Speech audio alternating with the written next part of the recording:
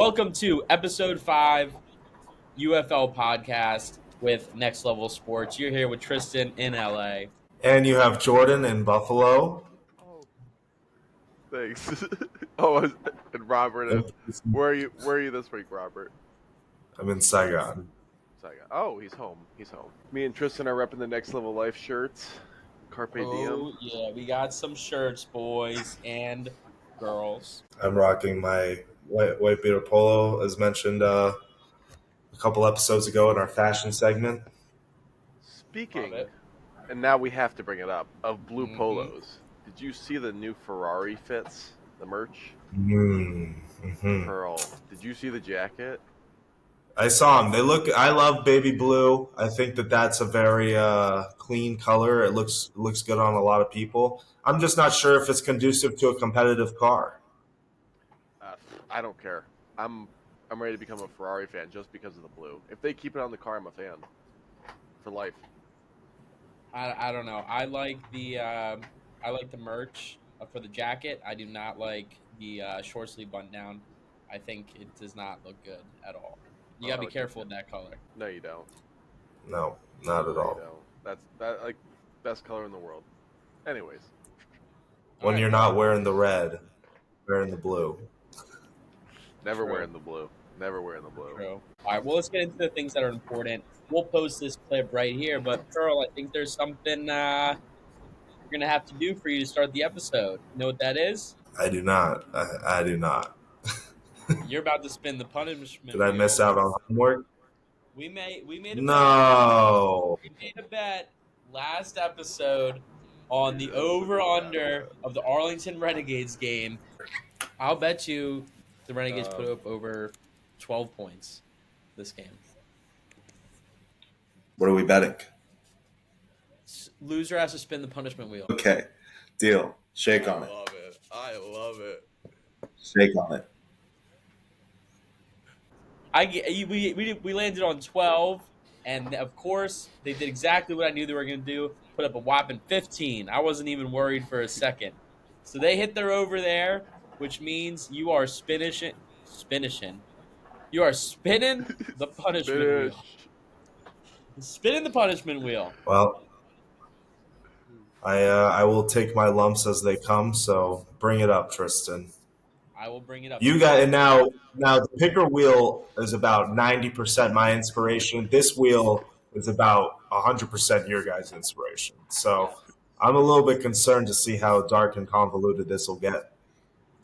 Okay. No, Tristan gave me a phone call earlier, and he said I kept it as PG as I thought. I kept it PG. Whatever that means. All of these are fun, and I'm very excited to share this. So let me share my screen, and let's get this started. Are you also using Picker Wheel? Sponsored by Picker Wheel. Let's get to spinning. First ever spin of Picker Wheel. Punishment wheel for Pearl. Your full screen. Look at this. Wheel. Look at this. Spin that wheel. Spin that wheel. Spin that wheel. I don't know why I'm sharing it. I don't want to do any of it. Your punishment is to create a video interviewing someone on a UFL topic before next episode. You will have to go out in public and shoot this video and make it. That is one of the lighter ones on this, I will say. That is, I couldn't, honestly, I can't, I'm excited. I'm excited to see where this goes. This just sounds like work. This just sounds like work. Work is punishment. Like I have to clock it. Okay, I'll find some. I'll find some good people on the street, and ask them about the UFL. Do we come up, Tristan? Do we come up with the topic that he has to talk to the person about, or does Pearl come up with the topic? You're creative. I'll let you pick the video. Let you figure it out. Obviously you have to appeal to the Asian fan base out there for the UFL. So I'm gonna let you handle that, Pearl. Look, I'm gonna find someone who has some washed up Marion Barber Cowboys jersey walking down the street randomly, and I'm gonna ask him about what he thinks the rushing attack from the Brahmas looked like last weekend, because it was fire. Love that. Speaking of that, let's get into talk to have with the national team. let's get into our games here. Breaking down a recap of Week 5. Can I talk about one more thing real quick before we Shoot my start the tackle. game recap? Do it. Well, I just want to use this platform to say for all you Boston people who are coming at me and shouting at me about the Heat's performance in this series, no one's impressed. No one is surprised. You are the number 1 seed in the East.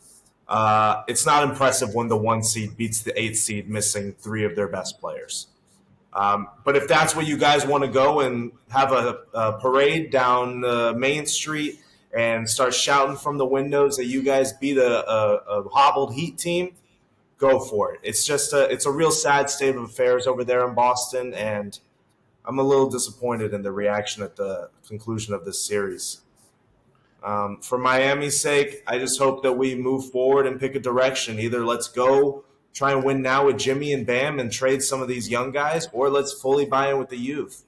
I think we're in a much better spot right now than any Boston Celtics opinion could be right now. If they don't win the championship, kind of a sad season. I'm just going to put that out there. So that's my reaction after this Heat game. I know I talked a little bit of rah-rah, but you know what? You win some, you lose some. It's all about the bounce back. Well In said. fairness to Boston fans, you did come on here about a week ago and say Heat in 5, which turned into Boston winning in 5.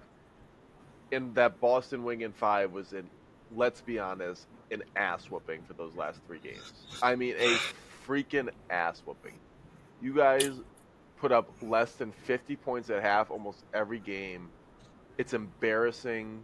You should be embarrassed. You didn't belong in the playoffs. The play-in. Belonged in the playoffs. The play-in. No. For you guys. In its history coming to your end, we were the most injured team that the NBA has probably ever seen make the playoffs. I don't care. You are an NBA playoff team, and you can't put up 5 guys on the court that can score 50 points and a half. That is embarrassing. Excuse me. Let's not act like the Celtics superstars did anything this series. They got carried by Derek White, who was white hot all season. Jason Tatum doesn't know what a fourth quarter shot looks like. Jaylen Brown was missing layups 4 times a game. If these guys played a healthy roster, they would have been dog walked around that gym. Okay? Nobody's scared of Boston. I'm fading them the rest of the playoffs. Nothing about that roster screams championship. In fact, it screams mentally weak. That's what I see from that roster. Look, So imagine if they played well. Imagine They you would have didn't. The Heat were shutting it down. The Heat were shutting it down. You would have lost by 70. Lost by 70. That's only because we had to rest our guys for next year. We'll see who's got fresh legs come next playoffs. Oh, man. All right, well, with that, let's get into the games. First game of the weekend. First game of the weekend, San Antonio Rahamas, the B words, as some may call them, due to their pronounced name, beats the Renegades 25-15. Man, Arlington looks lost.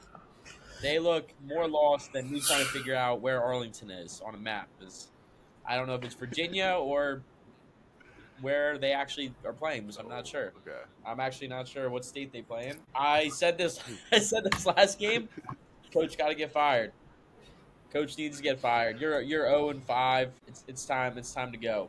Coach has got to go. Great. I think solid I think you make game. a point.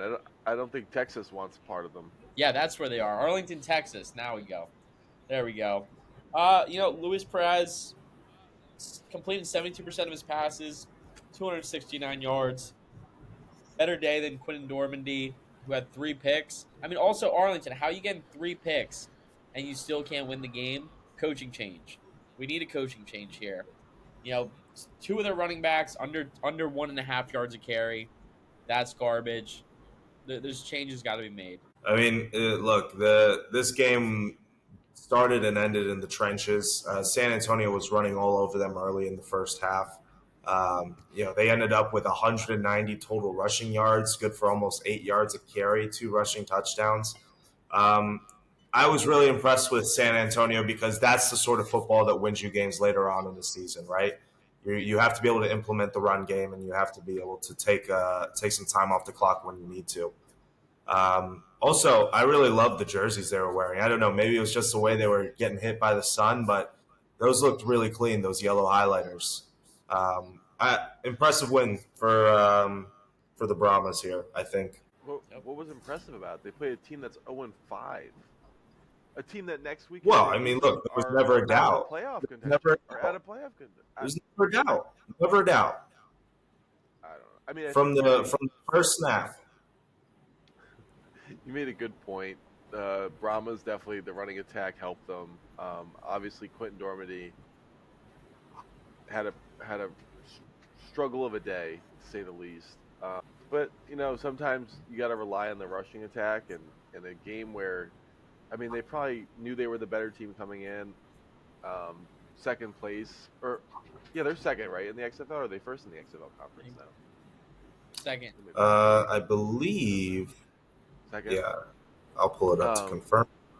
But yeah, I mean, I it's hard to say now. Like, I think after this week, Quentin Dormady as a starter, I don't think is going to be a team that's capable of winning a championship. Like, Chase Garbers is in there.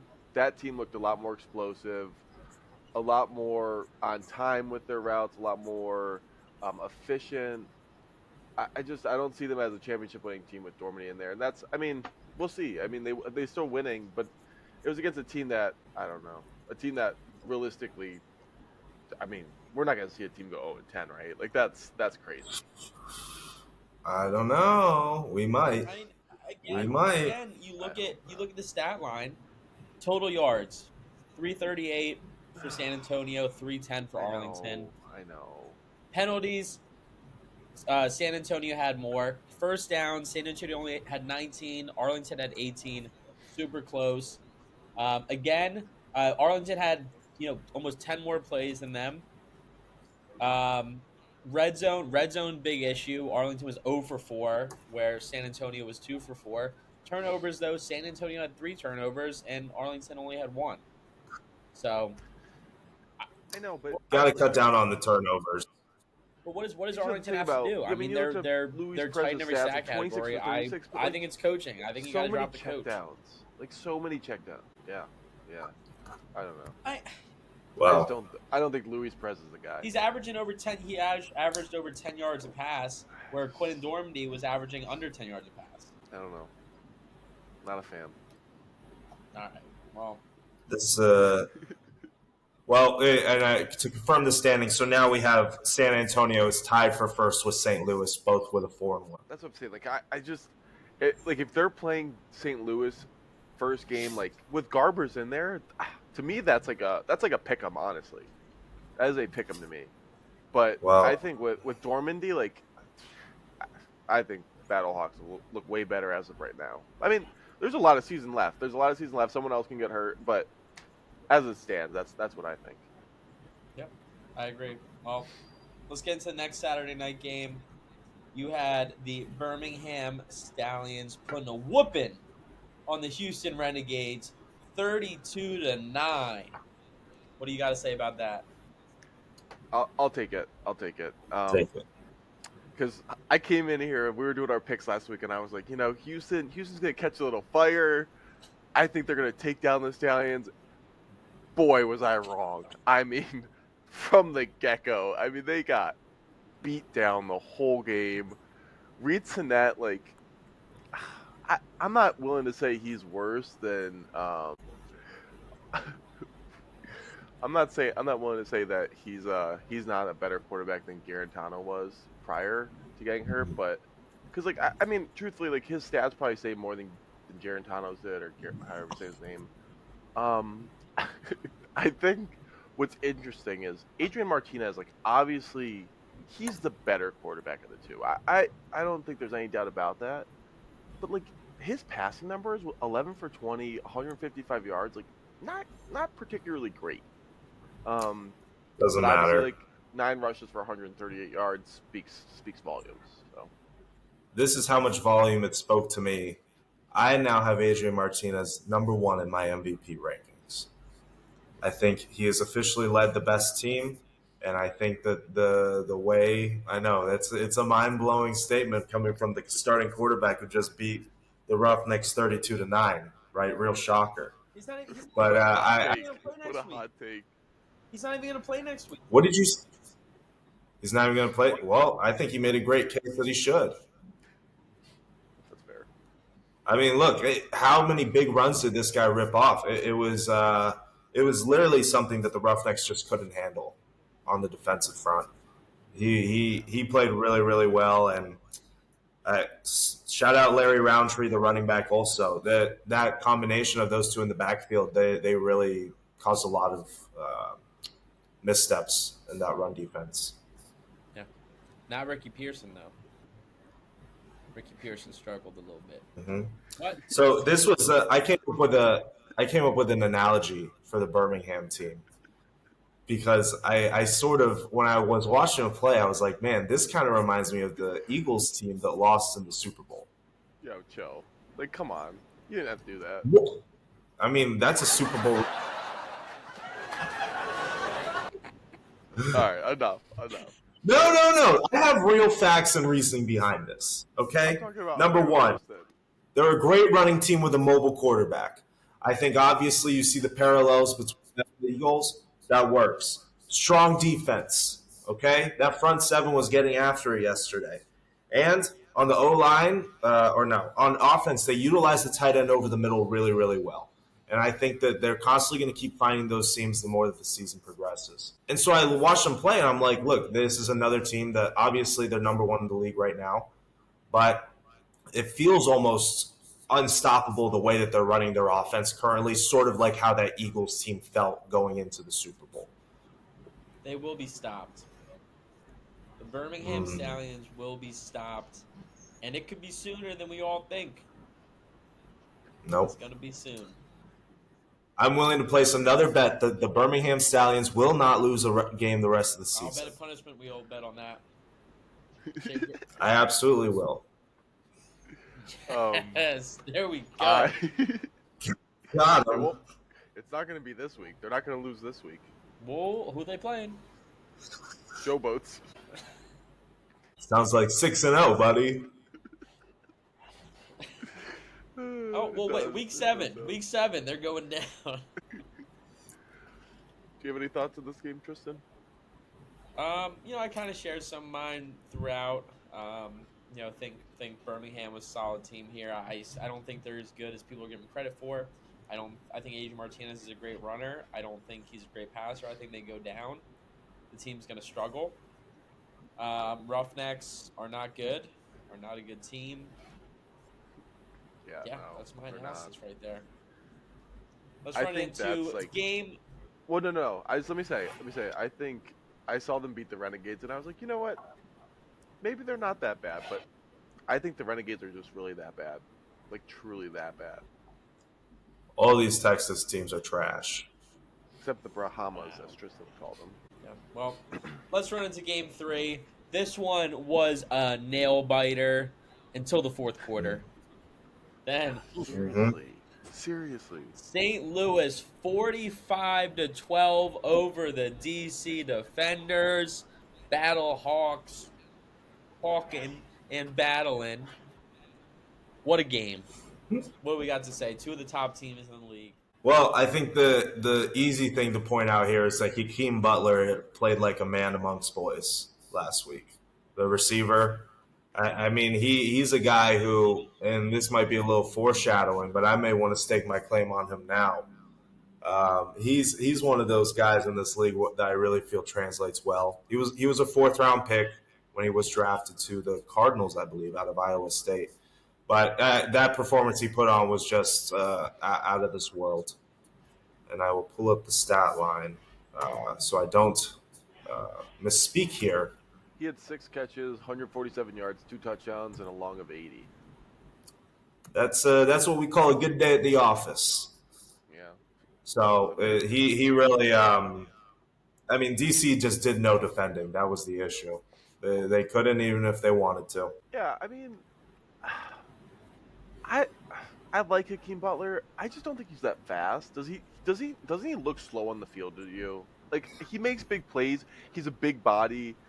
So fair enough. Like to eat, like screw it. It doesn't matter, maybe, but he just looks slow to me. He's no Randy Moss. He's not going to burn you over the top, I think. But these contested ball catches, he catches them a lot more than he doesn't. I mean, I think the fact you brought up Randy Moss in the same conversation with him is kind of wild, but good for him.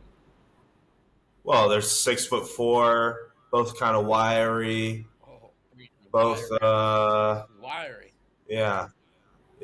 What's wrong with wiry? I actually really enjoy that word, and I haven't heard it in a long time. Well, I'm not saying that he's got Randy Moss game. I'm just saying the size. I think matches up well. You want to fine? Name someone else who's that tall and strong. Brandon Marshall. Maybe that's a good comp. That's a good comp right there. Brandon Marshall's a great comp. I think any guy in the NFL that was a good receiver is a good comp for this guy. Tyreek Hill. That doesn't even make sense. Exactly. Exactly. I also shout out to DC for literally doing 0 special teams practice all week. I mean, to get 2, they really put there was no punt protection out there at all. I don't think these guys were calling their men out on the line. Whatever was going on wasn't working. And they missed a field goal. Also, this was a real bad 3-phase performance from DC. Yep. I'm gonna have to ring the bell on this one for possible tampering and inside betting. Because wow, the fact that DC was even that close after the first half, was it punt block, missed field goal, Jordan Ta'amu just terrible coverage, just chucking it up in the air to nobody. I mean, I thought when St. Louis went up 14-0, I was like, all right, game over. They're winning by 30, and then they fell apart. DC came back, and DC said, "Oh shit, we bet St. Louis," and then St. Louis took back over in the fourth quarter. AJ McCarron again did what he needed to do. He is my vote for front runner for MVP. I think he's done exactly what he needed to do. And who said he can't run the ball? Another solid rushing performance out of him. 2 rushes, a long of 3 yards, total 1 yard, but that was because I think he took a knee. So, positive yardage for a quarterback is good yardage for a quarterback. He also lost a fumble. I think he lost 2, maybe, honestly. He didn't lose 2 fumbles. They had 1 turnover. I did love when you would go on and try to bet the under-over for rushing yards for a quarterback in a game. It'd be like Aaron Rodgers or Tom Brady over under a half yard. I'd loved it. That's a great bet. That is great. Not a particularly great day in my opinion from AJ McCarron. 14-24, 213 yards. I know he had 2 touchdowns, but he's too good to be 14 for 24 in my opinion. The issue was that they started in great field position every single drive. You had block punts, you had terrible kick coverage. He was not driving the length of the field and really showing off his ability to. Won the game. I'm not saying that he had to. I'm not saying he had to. I'm just saying when we look at the overall performance, 80-yard touchdown pass.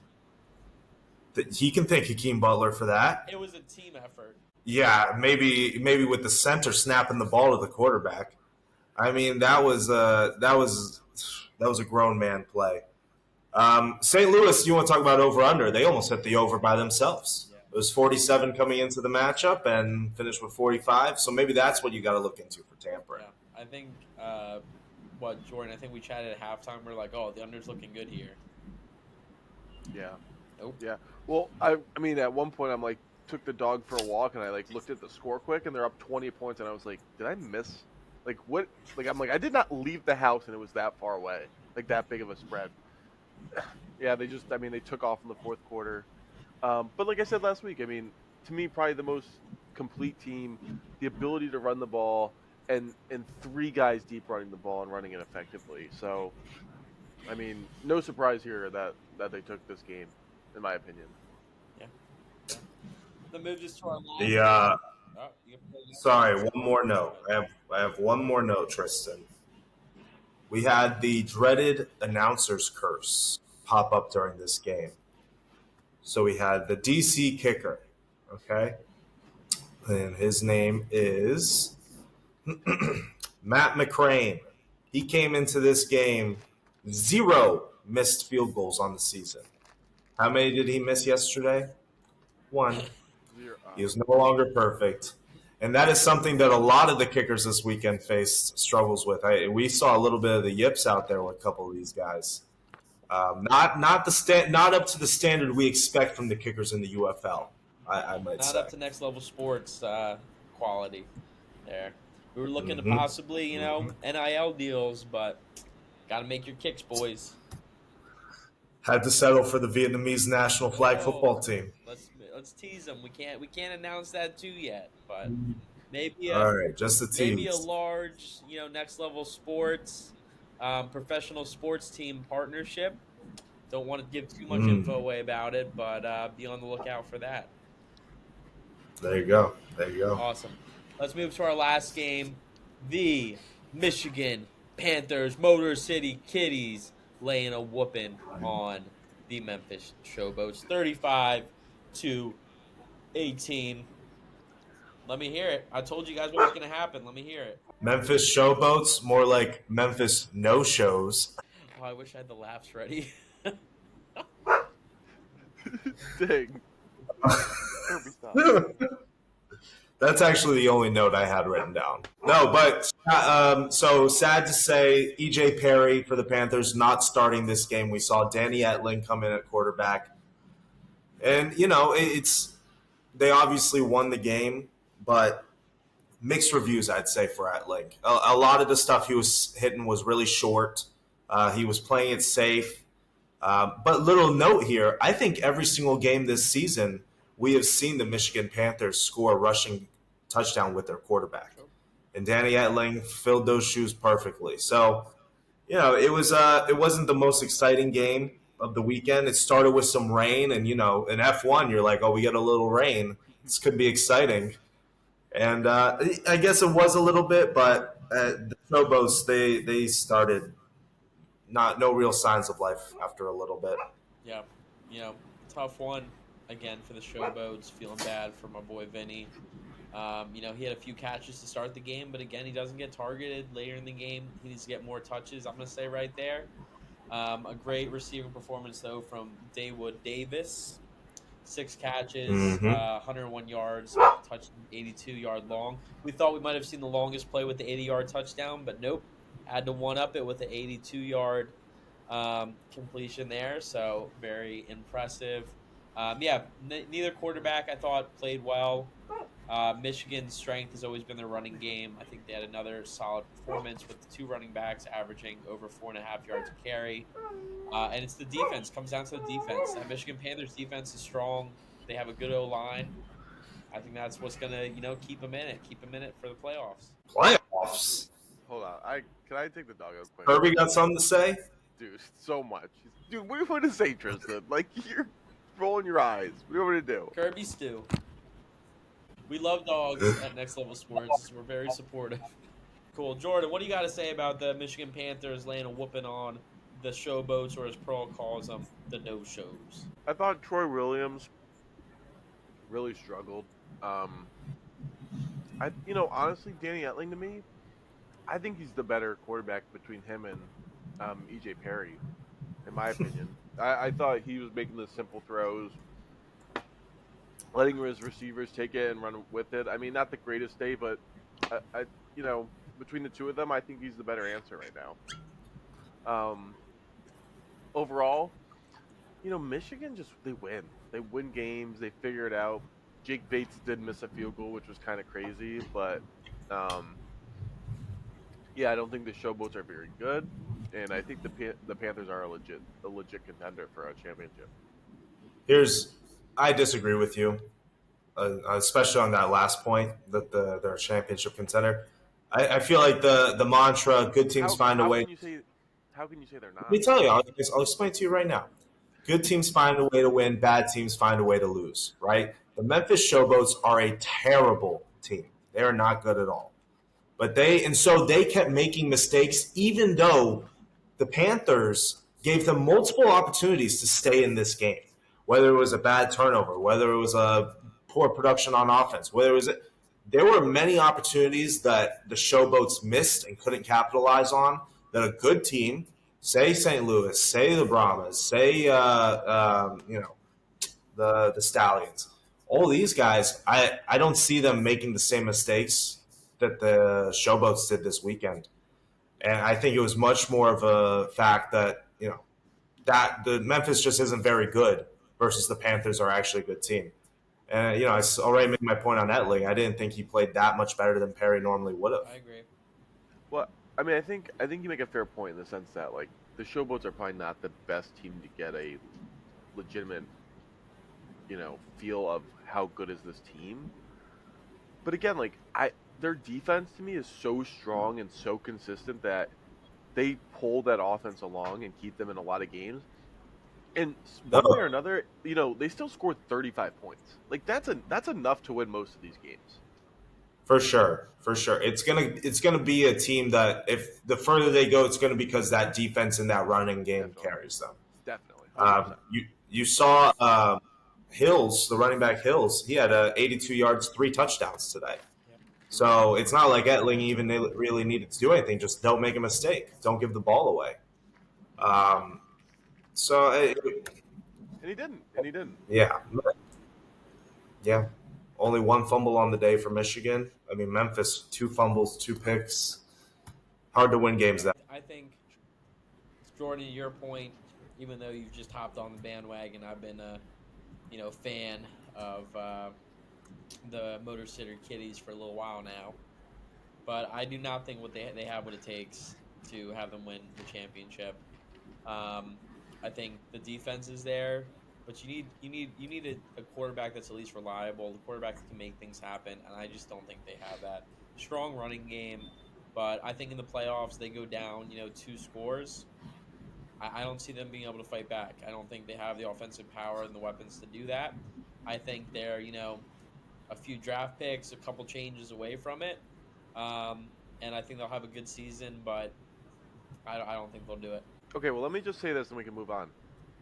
One way or another, they're most likely going to be in the playoffs, right? The Showboats and the Roughnecks are the only other 2 teams in their division, other than the Stallions, right? Stallions are obviously the 1 seed. Yeah. Like, they're going to get in the playoffs. You never know. It's any given Saturday, any given Sunday, whenever their game is, right? A couple plays go their way, they might be walking into the championship, and then what? They face whoever they face. I'm just saying, like, we might see them in the championship. There's a real possibility. Maybe. Last question before we go to second down. Worst team in the league right now. Who is it? Who's the worst team in the UFL? Halfway through the season. I mean, hey, numbers don't lie, right? Yeah. Arlington sitting there at 0-5 is pretty. That's pretty saying, pretty telling. Yeah, no, I agree. I don't think, like, you can't. I'd love to sit there and be like, no, it's not Arlington. Like, they've been in every game, they've fought, but, like, you're 0-5. That says all it needs to say. Let me give my pick for worst team. I don't think it's Arlington. Yes, they may be 0-5, but we have 2 other pretty bad teams in the Houston Roughnecks and the Memphis Showboats. I've been more excited by, I know it's hard to say, an 0-5 team that I think should fire their coach, and then they could go 5-5 this year.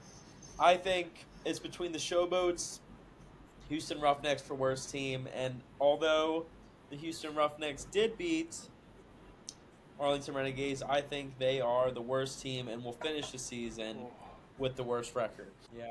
I had a take about the UFL and sort of like in general about what it's sort of done for football. And a lot of it has to do with these new rules at the end of the game with the last 2 minutes, right? I think that the UFL has sort of positioned itself to be the equivalent of the NBA, where when you're watching a basketball game, what matters? The last 4 minutes. Because anything can happen in those last 4 minutes, right? I feel the same way watching these UFL games with the ability to extend the drive with the 4th and 12. Like, to continuously do that. I mean, and none of these teams are ever out if they're down by 18 points with 2 minutes left. That's sort of not necessarily a bad thing, but it's something where I'm noticing, okay, I don't really care how you're performing in the first half, because I know once it comes down to that second half, like, anything is on the table. You guys can always come back. And that's just something that I noticed this weekend. I don't know if it's something that you guys have sort of made that connection with as well. Second down to this week, we are talking about our NFL teams. We just had the draft happen last week. We still have some holes to fill. Well, maybe not the Eagles. I think they did pretty good somehow. Again, always having some of the best drafts. I'm a Giants fan, and I'm saying that they always take the players we want. So we're going to go through, the rosters here and pick 2 to 3 players we would love to see on our NFL team roster next year. We'll start it off with Jordan and the Philadelphia Eagles. Boo. Are we doing this like a draft order? Or are we doing this like a snake? Ooh, are we doing a draft so you can only draft the player? We can do that. Okay. I like that. Are you kidding? So this is probably the order we would have started in 5 minutes. Bro, relax. Breathe. Breathe in, so, breathe out. as I said, the Eagles need help at linebacker. So, top guy for me would be probably Anthony Hines the third, right? Because I like a generational guy. I don't want a first of his name kind of guy. We picked up Jeremiah Trotter Jr. Okay, so Anthony Hines the third, linebacker out of DC, bigger guy. That was my problem with some of our picks and the guys we have at back right now. They're undersized. This guy's 6'3", 225, solid guy. Like, can play the game. Leading tackler for the DC Defenders. Top five in the league in tackles. He's been a leader since that team's gotten going this year. I know they're not right now in playoff contention, but they're right outside of it. What else do I have here? And I think for the Eagles, watching their games last year and where they struggled, this guy could fit right in right away and honestly make an impact on our team. Well, I'm glad you took that guy because I certainly wasn't. For the Dolphins, of course, we have to look on the offensive side of the ball first. You got to keep your strength strong, right? So give me Hakeem Butler. I think that he's a receiver that's a different size profile than we currently have on the roster. We got all these short, fast guys. Got Tyreek, got Waddle. We need a big-bodied receiver who can make some contested catches. So Hakeem Butler feels like the easy pick for me to put on the Dolphins right now. All right, well, Hakeem Butler was definitely up there, I think, on top of all our boards except for Jordan. So that's my number one spot taken. I'm going to have to look for another position that the Giants need after saying goodbye. Not many, right? What? Not many positions of need on that team. We need a couple. Tristan, how many quarterbacks are in your top three? What? 3? What? How many quarterbacks in your top 3? 3? Well, we'll see. I'm not taking a quarterback with the first round pick. I'm taking running back Jacob Sailors from the St. Louis Battlehawks. I think he's, a hard runner. I think he's a good player. He's got 224 yards, averaging 56 yards a game. Has 2 touchdowns so far.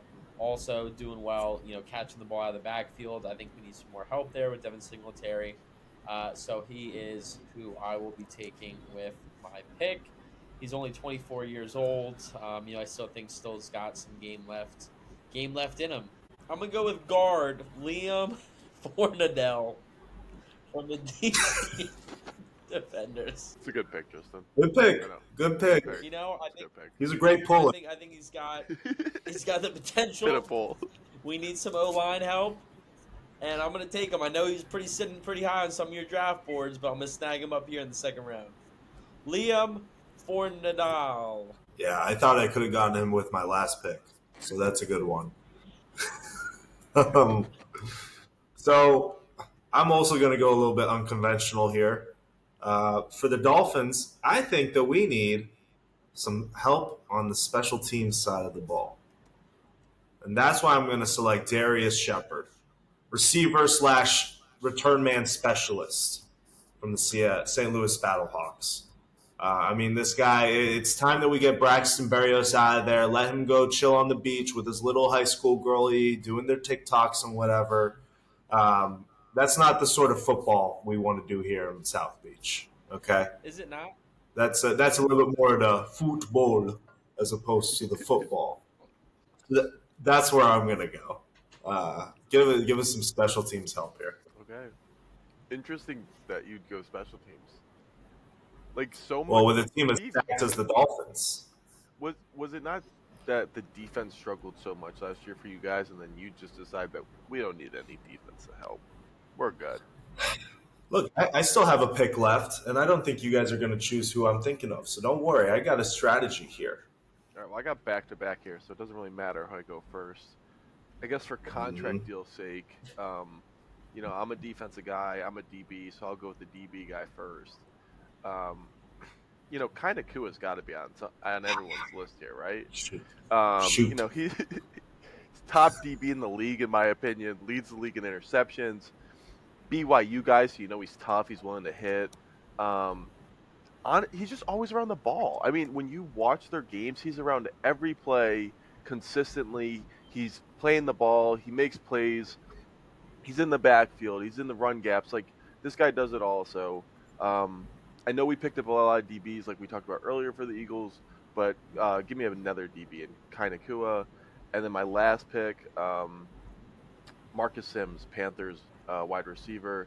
He's a big play guy. I think we could always use a little help at wide receiver. We saw last year in the playoffs against the Bucks with A.J. Brown out, we were just stagnant when they took away Devontae. So give me Marcus Sims. Let him take off for a couple big plays for us, and we'll be good. That's a good pick. I like that.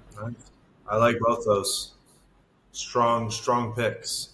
Yeah, that's a Super Bowl winning team right there, fellas. I really like Kai Nakua. He was going to be my pick if no one took him. Yeah, he's solid. Plus, it helps to have a Nakua in your locker room, obviously. I mean, you see how well Puka does. Why not take a shot on Kai? Tristan. What you got here? It's your pick. Earl. Nope. You are not going to pass this one, buddy. It's your pick. Who you talking to, Jordan? You just Bro, you've been second the whole time. Oh, it's my pick.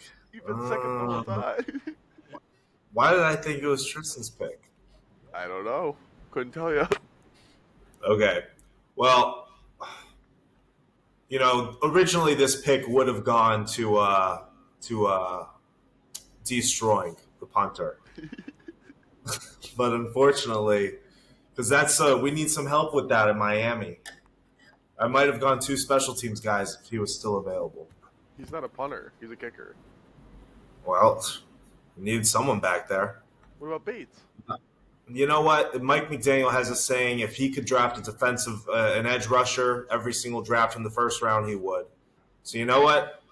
Let's just go with my guy from the San Antonio Brahmas, Carlos Davis. Leads the league in sacks. He's got 6 of them so far in the year. 3 TFLs. We need someone to keep rushing, getting after the thrower. We got Bradley Chubb hurt. We got Jalen Phillips hurt. It always helps to bolster up the depth on that D line. That's where I'm going to head with my last pick. Well, I got to do it. Somebody's got to do it. He deserves it. Boy, we've been talking about since week 1. I know we need a lot of help in other positions, but I'm going to take Jake Bates, kicker from the Michigan Panthers. He's won the game, had a 64-yarder. Graham Gano, solid kicker still, getting old, cannot hit the long kicks. Have this guy maybe learn under him for a year and then cut Graham Gano, but have him kick the long kicks, do some kickoffs maybe. But I think he deserves a spot in the NFL. I know he's 5 for 7 now, 7 for 9. Need to see him, get that percentage up a little bit more to feel confident about it. But yeah, I think he's got a future in the NFL for a long time. We'll see. Fair enough. I don't know if you addressed the most important positions you should have for the Giants. But neither did the Giants in the draft. So what does that mean? We're giving him one more year. True. We're giving him another year. That's what I learned from that. Run it back. So if there's Tristan, if there's a red alert thing for one of those sound signals that you were doing earlier, we should play it now. Because welcome to third down this week. Money making down. Here comes money. Supposed to be money making. Dollar. Tristan Dollar. Tristan did not have any wins on the over-unders last week. So for any fans, you know what that means. So Tristan is tarps off the next 2 segments of this podcast. So whenever you're ready, Well, I got bullied into taking one of the overs, so I don't even know if that should count. We all knew that was going to be an over. I even bet it. personally. Hey, look, if you stand for nothing, you fall for anything. So take that tarp off, buddy. All right. He's so happy about this.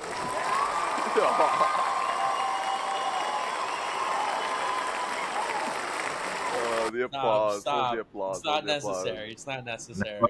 Now would be a good time to put sunglasses on if you had them at home.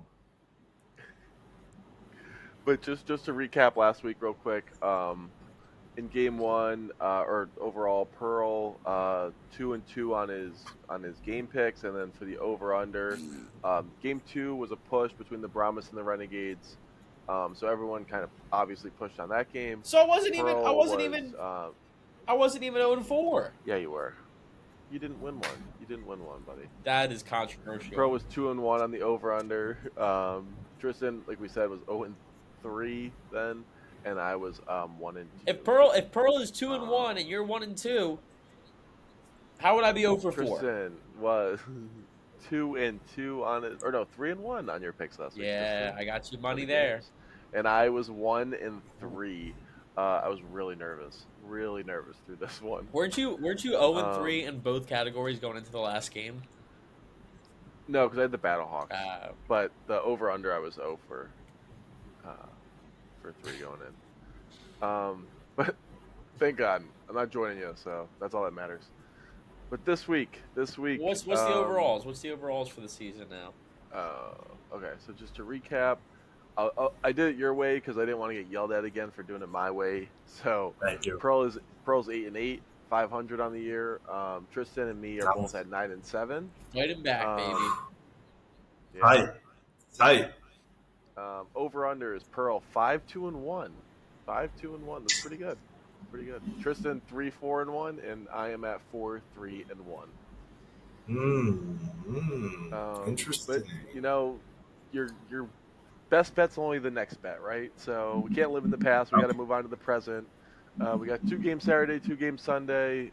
No more double night games. A good separation. First afternoon game Saturday. Stallions are traveling to Memphis, but they are favored by -11.5. Over/under 43. Well, I have been saying that I think the Birmingham is going to go undefeated, and I think the train stays on the tracks right now. Memphis probably won't score 11.5. You want to bet? Actually, they really won't. They might score 11. They might score 12. I bet you they score over 11.5. See, I'm not going to do that. I like to keep my over. I will go over on this matchup though, 43. I think that's a good number. Yeah, give me the spread in favor of the Stallions and the over. I'll take the over here with you, Pearl. I like that. I think the Showboats will put up 17 points maybe. So if they're putting up 17. And what's that spread? 11.5? 11.5. 17. So yeah, put up over 28.5. That's the biggest spread we've seen so far. Carry the one. That's the biggest spread we've seen so far. Matt Corral will be back there at quarterback probably for this game. So taking that into account, a little bit less chance they'll be running the ball as well. I still really like him as a quarterback, but 11.5 is a lot. So I am going to take the Showboats here. Vinny Papali, please give me 2 touchdowns. Throw it to Vinny. Let's see it. Yeah, Tristan, I'm with you. I like the Showboats here. I think, you're at home. There's no way you can go in as nearly a 12-point underdog and then get embarrassed at home following that. So, I think they're going to fight like hell to stay in this game. And who knows? Pull one off here. I mean, I doubt it, but I like Showboats plus 11.5. Truthfully, I think if they're going to stay in this game, I don't think it's going to be a high-scoring game, so give me the under. Ooh. Game 2, 4:30 Saturday afternoon. We have Houston Roughnecks traveling to the St. Louis Battlehawks. 11.5 might have been the biggest spread until this one, and now we're at Battlehawks minus 12.5. Over under 47.5. Did I say it was hard to hit a big spread? Forget about it. Battlehawks by 12.5 here. Forget about it. Minus.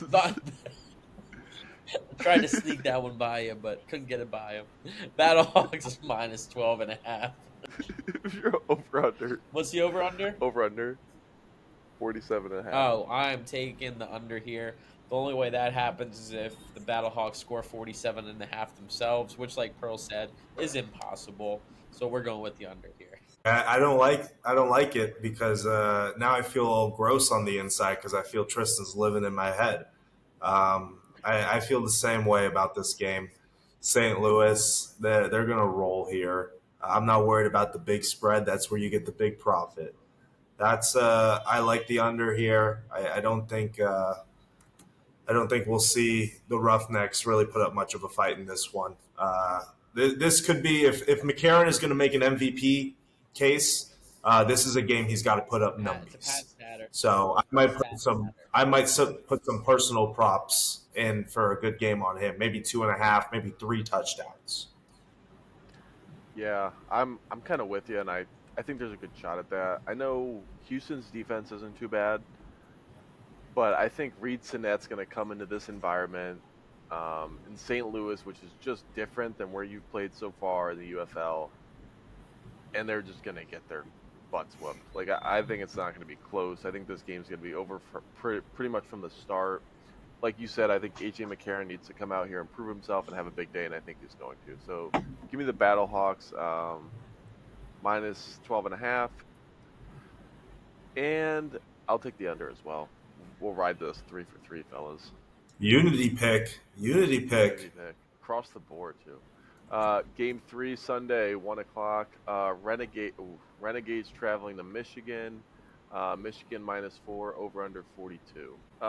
This game. I'll start with this one. Yeah, Please. This game is going to be gross.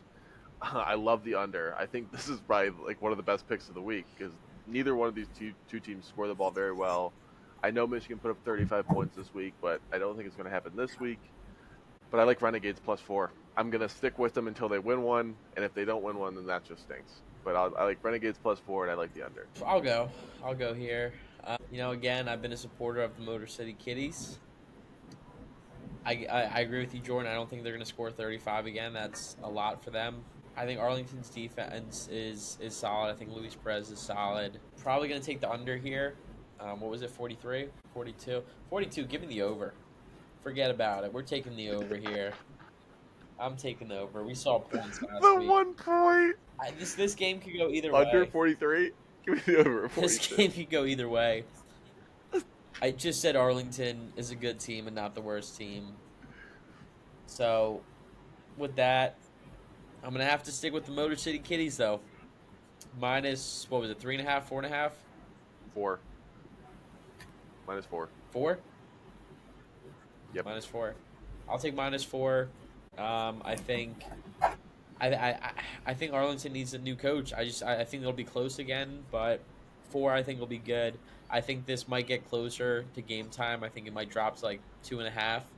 Honestly, here I'm gonna stick with Michigan.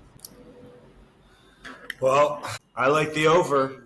I think we're gonna see some points here. I think if there's a game that both of these teams can really attack a defense, it's going to be this one. I think that Detroit's defense is a little bit overrated to this point.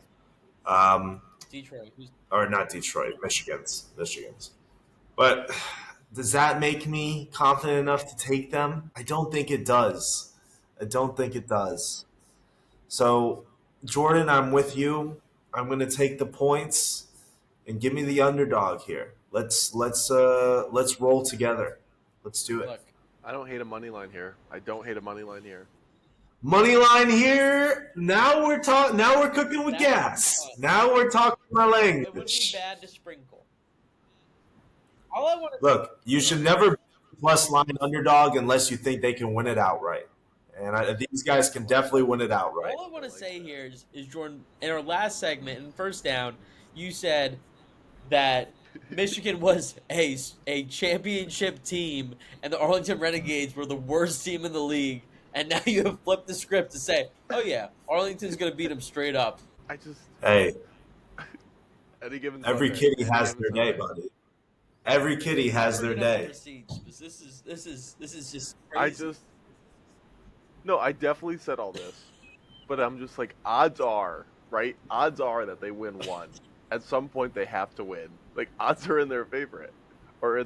So I don't know if it's gonna be this week, but when I'm 1 week, I'll be right. Right? At some point, I will be right. So that's all that matters. Unless they and don't then final win. game Sunday. Yeah, you're right. Final game Sunday afternoon. The San Antonio Brahmas. I was about to say it your way. It's a are tough traveling. one. It's a tough one to say.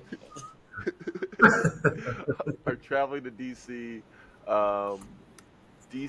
San Antonio -1 over under 42.5. This one's easy to me. I feel like I'm seeing this one 2020 right now.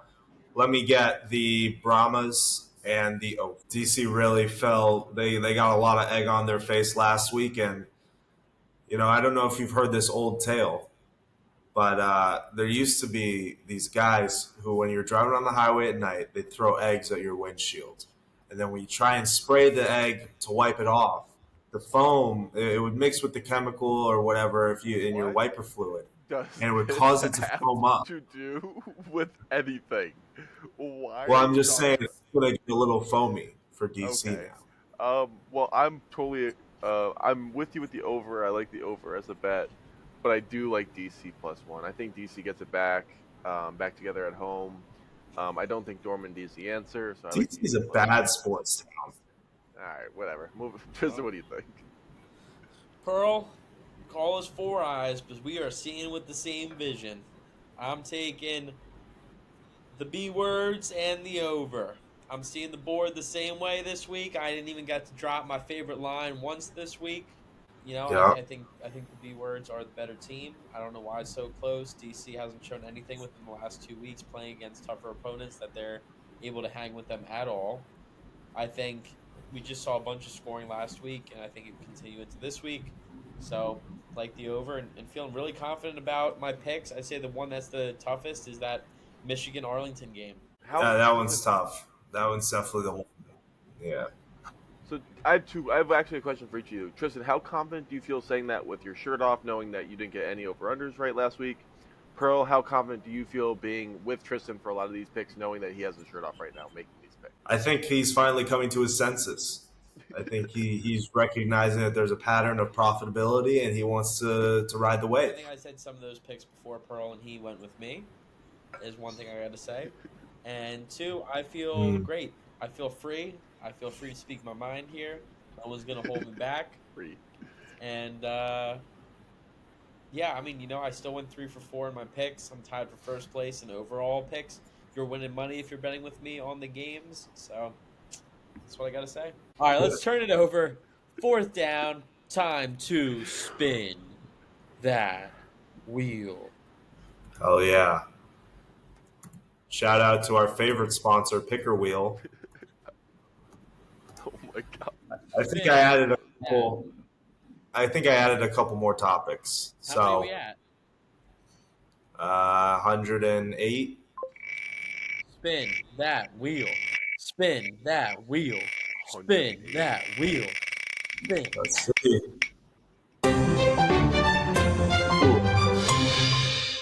Oh my gosh! Go-to food topic. A lot of food. Lots of food, yeah. I mean, we all went to college together. We've all seen each other after we've ingested a few beverages. Sometimes you get the hankering. Could be salty, could be sweet. Regardless, it's going to go down fast. So what would be your go-to drunk meal? Could have been back in college, could be now if your tastes have changed. Yeah, I think this is easy. I think not much to think about. Something I know I always have in my fridge. I come stumbling in the door. Dino Nuggets. Go over to my fridge, open it up, grab that nice, cool, large carton, and pour myself a glass of milk. And I will down that milk. Man, there's nothing like having a nice glass of milk after a long day out working the bars. So my go-to drunk meal is a nice dessert, a nice filling meal, and I just stick with the liquid diet if I'm going liquid diet that night. I'm having a glass of milk. That's a great choice. That's awesome. Because Jordan, there's multiple layers to that choice. Because if you're bringing a girl home from the bar, now you have to buy her drunk food also. If you could just hand her a cup of milk at the end of the night, yeah. She goes, "Hey, you got anything to eat? Cool. You got anything to eat?" I said, "Oh, I got milk." She's like, Yep. I'm all right. And how do you think the rest of that night's gonna go? I'm gonna be milking. Oh, yo.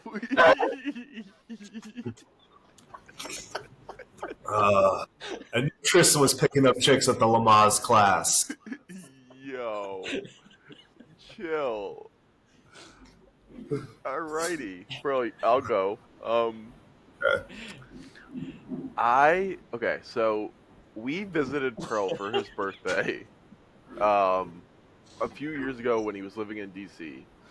And we had a little, it was his birthday. So, we were having some fun. We had a little day drinking going on. And we went out to this brunch spot.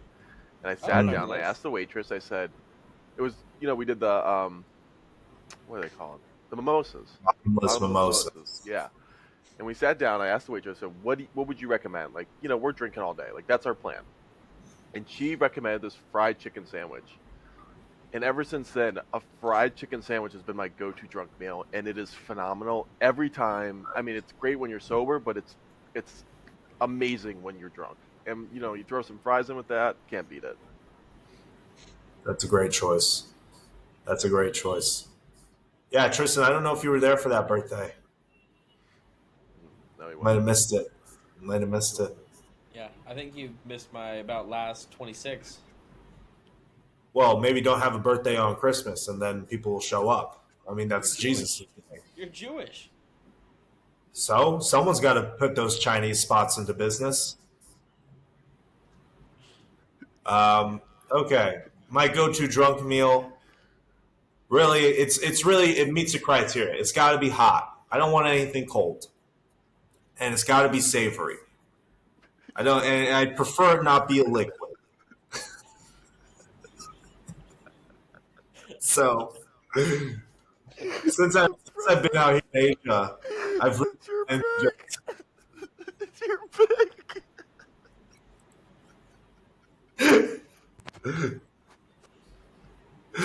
Oh my god! I'm really into meat skewers. You see some guy on the street with his open flame grill, and Whoa now. it could be chicken skin, could be chicken cartilage, could be chicken heads, could be beef, could be pork.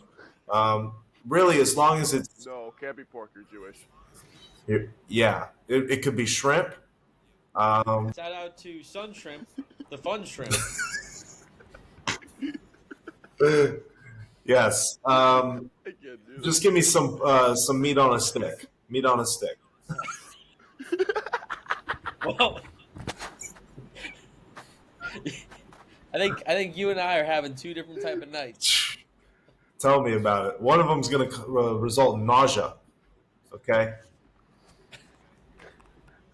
Not mine. I'm gonna keep them. Not mine. Here's my results of gagging. So.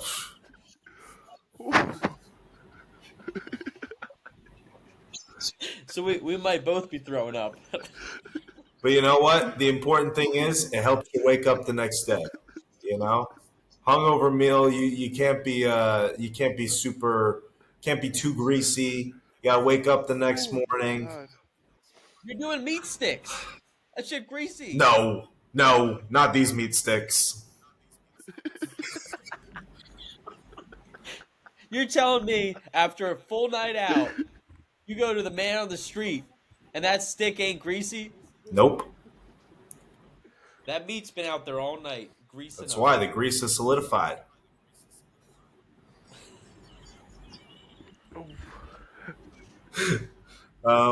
Okay, that's our wheel for today. And that's our episode. Thank you for tuning in to week 5 of the UFL podcast. We'll see you next week. Good night. Good night.